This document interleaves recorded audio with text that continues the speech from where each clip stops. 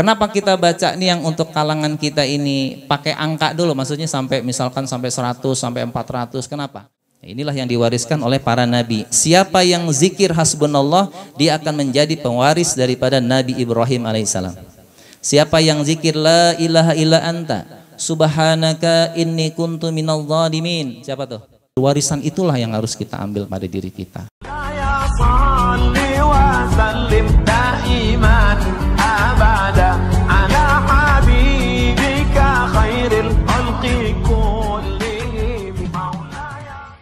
A'udzubillahi minasyaitonirrajim. Bismillahirrahmanirrahim. Assalamualaikum warahmatullahi wabarakatuh.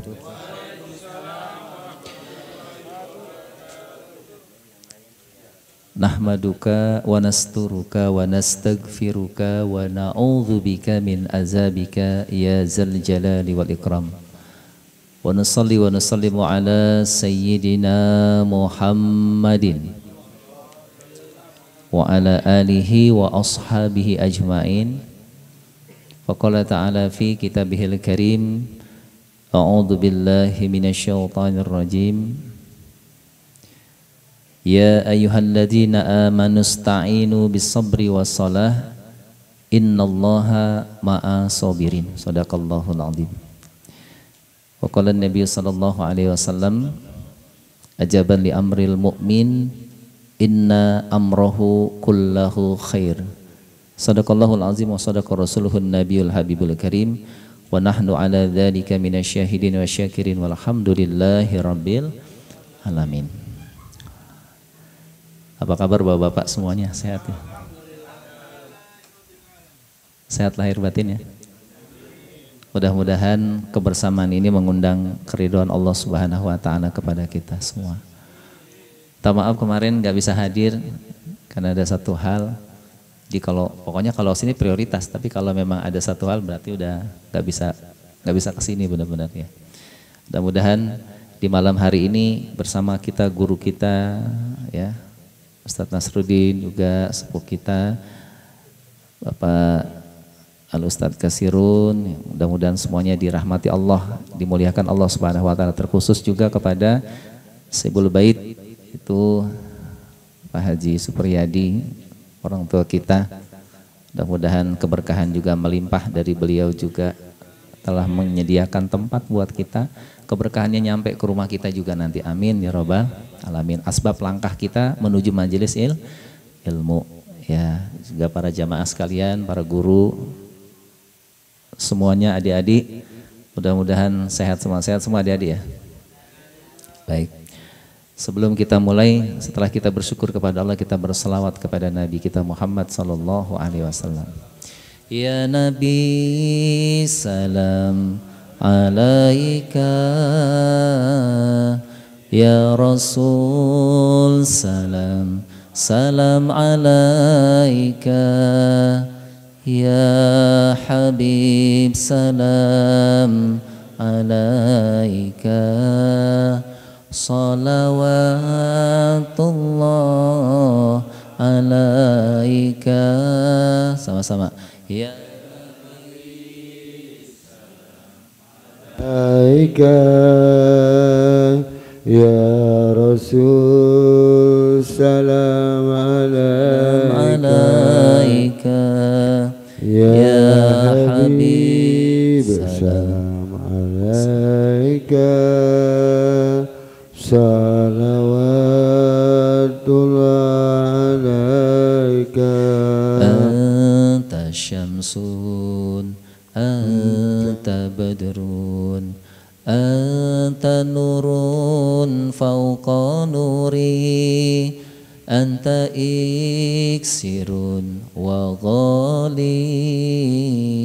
anta misbahus suduri, ya Habib salam alaika, salawatullah alaika. Allahumma salli wa sallim wa barik alaihi wa ala alihi. Bapak sekalian jamaah, seringkali bahkan ada kita pernah atau mendengar ya, Ini dari beberapa orang ngomong begini nih. Saya sudah doa ya. Udah banyak saya berdoa, udah sekian kali saya berdoa, kok Allah nggak kasih juga ya? Nah nggak kayak gitu. Nah ada yang dengar kita atau kita sendiri nyebut gitu tuh? Ada ya? Ya. Jadi kok Allah nggak ngasih? Nah sebetulnya apa tuh kalau kita antara kita dengan Allah ada seperti sangkaan. Itu apa namanya? Itu hijab. Jadi kita terhijab dengan Allah Subhanahu wa taala. Jadi doa itu ada yang bisa menjadikan hijab. Dengan kita berprasangkaan yang tidak baik kepada Allah. Ya. Jadi hijab, jadi batas, jadi teralang kita antara kita dengan Allah. Ya. Kita tuh nggak tahu apa rencana Allah dan pasti rencana Allah itu jauh lebih baik dari rencana kita. Ya. Makanya jangan jadikan doa itu menjadi hijab bagi kita antara kita dengan Allah Subhanahu wa taala. Jadi karena kita memiliki sangkaan yang tidak baik kepada Allah. Nah, di saat doa itu ada hijab atau jadi hijab, apa kata Nabi sallallahu alaihi wasallam dalam sebuah hadis qudsi? Man syaghalahu zikri mas'alati. Siapa yang sibuk mengingat aku, ya, kata Allah, berzikir kepadaku mas'alati sehingga dia tidak sempat memohon meminta kepadaku, ituhu ma utiya bihis sa'irin. Aku akan berikan kepadanya apa yang diminta oleh orang-orang yang meminta. Ya. Jadi kita nggak mengapa kita nggak minta, tapi kita zikir, ingat terus kepada Allah, batin kita terus ingat kepada Allah Subhanahu wa taala. Jadi yang meminta juga belum tentu dikasih, ya, karena dia bentak-bentak Allah dalam hatinya. Mana sih saya udah banyak banget bacanya tapi belum juga dikabul nih, gitu. Jadi kayak marah-marah gitu, ya kan? Dipindahin tuh permintaan dari orang yang meminta itu kepada kita. Makanya insya Allah kalau kita terus mengingat Allah Subhanahu wa taala dimanapun dan kapanpun, kesibukan kita membuat kita tidak sempat untuk meminta hajat kita kepada Allah Subhanahu wa taala, maka Allah akan berikan apa yang didoakan oleh orang-orang yang berdoa kepada Allah kepada kita. Assalamualaikum warahmatullahi wabarakatuh ya Habibana.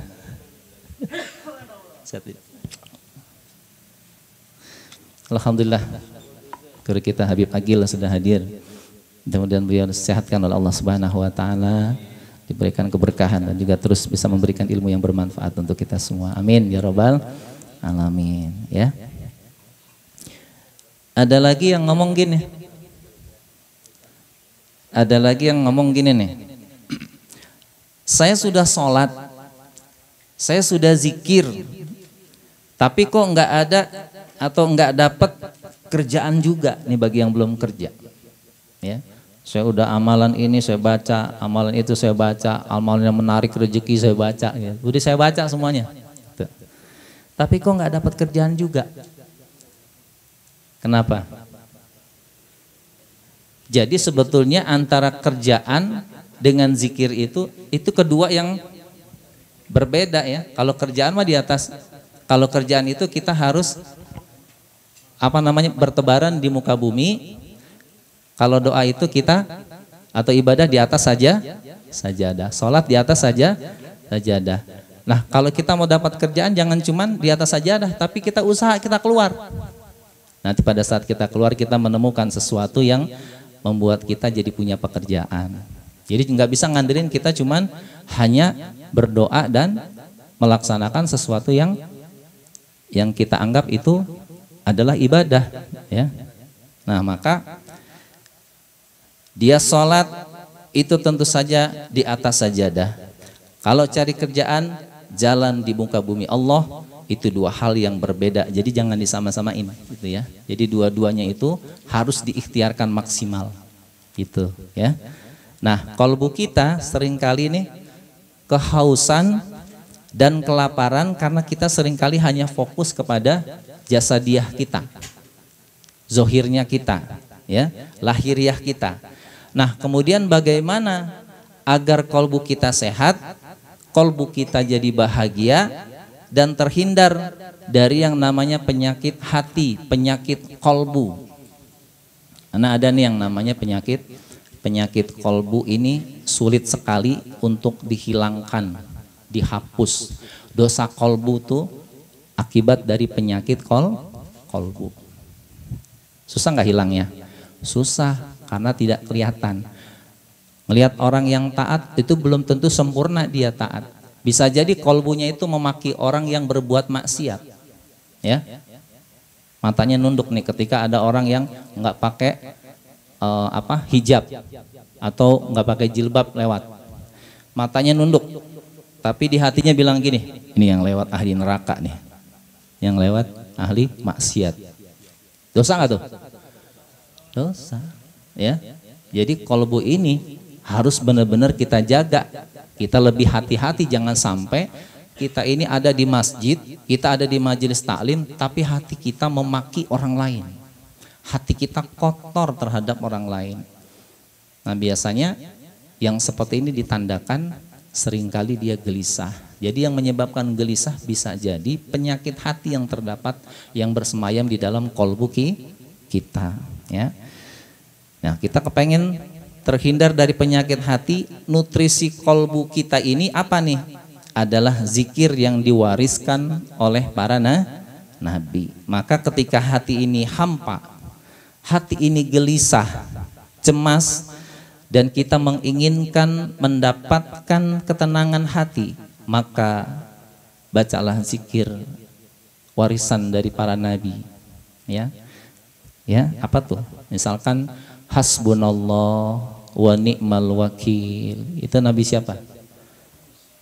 Nabi siapa? Hasbunallah wa ni'mal wakil, warisan dari nabi siapa? Nabi Ibrahim. Ya. Hasbunallah wa ni'mal wakil.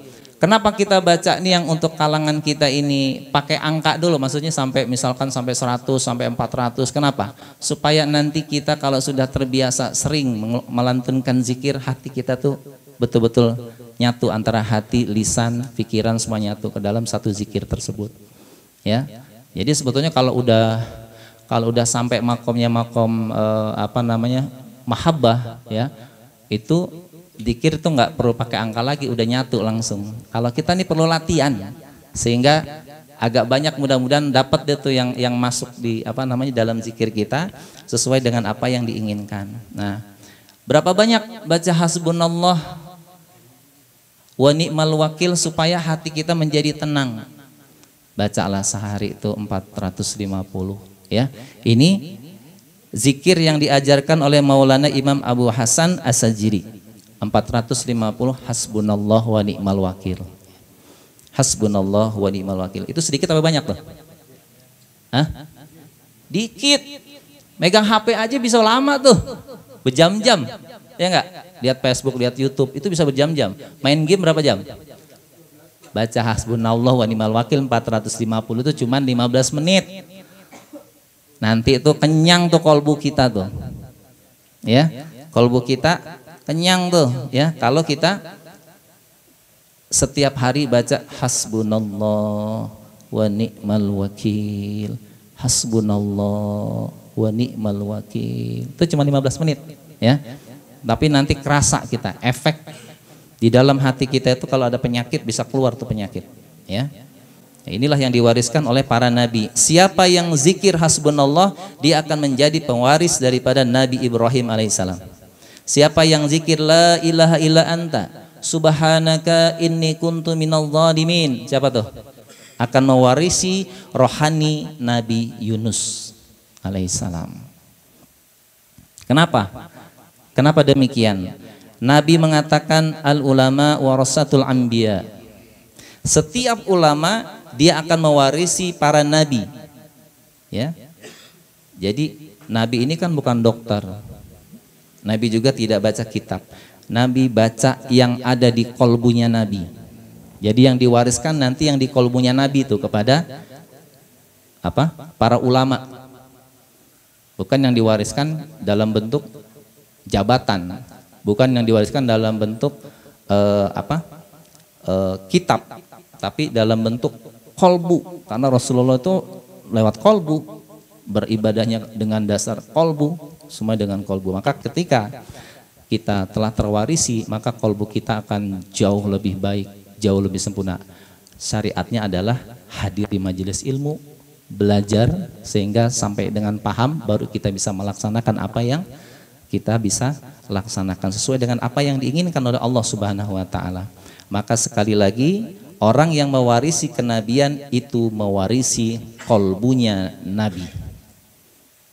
Itu yang paling tinggi. Maka insya Allah mudah-mudahan kita yang hadir saat ini terus ya berupaya keras bagaimana mengikuti apa yang dicontohkan oleh Nabi kita Muhammad SAW, yang dilakukan oleh Nabi, yang senantiasa hatinya setiap detik tidak pernah terlepas. Rasulullah itu tidak pernah terlepas setiap detik hatinya kepada Allah Subhanahu wa taala. Kalau kita mah kadang-kadang dunia, banyakkan dunia ya barang.